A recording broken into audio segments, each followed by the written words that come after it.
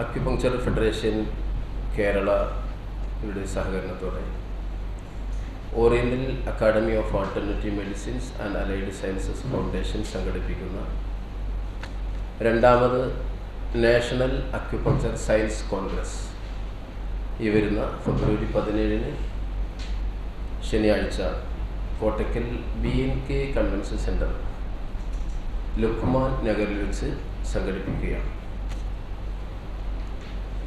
കഴിഞ്ഞ വർഷം തൃശ്ശൂരിൽ വെച്ച് ഒന്നാം സയൻസ് കോൺഗ്രസ് സംഘടിപ്പിച്ചിരുന്നു. അതിൻ്റെ രണ്ടാം സയൻസ് കോൺഗ്രസ്സാണ് ഇപ്രാവശ്യം കോട്ടക്കൽ വെച്ച് നടക്കുന്നത്. സമ്മേളനം രാവിലെ 10 മണിക്ക് ബഹുമാന്യനായ MP doctor Abdussamad Samadani MP ഉദ്ഘാടന കർമ്മം നിർവഹിക്കും.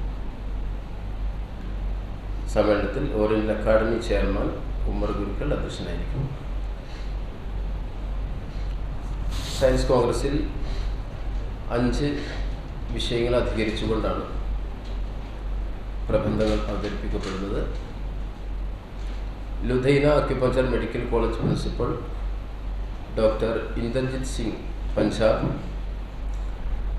കർണാടക അക്യുപങ്ചർ ഫെഡറേഷൻ സ്റ്റേറ്റ് പ്രസിഡന്റും federation of acupuncture system of therapy board ചെയർമാനുമായ doctor Samiulla Bangalore, Amrita institute of acupuncture principal healer തമിഴർശൻ സേലം,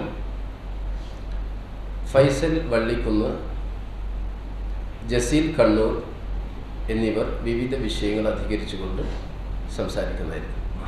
ഉച്ചയ്ക്ക് ശേഷം നടക്കുന്ന അക്യുപങ്ചർ കോൺവൊക്കേഷൻ പ്രോഗ്രാം ചടങ്ങിൽ ആദരിക്കും. ഡോക്ടർ വിമൽ കുമാർ ഈ പ്രോഗ്രാമാണ് നടക്കുന്നത്. ഈ പ്രോഗ്രാം വളരെ പങ്കാളികളാവണം.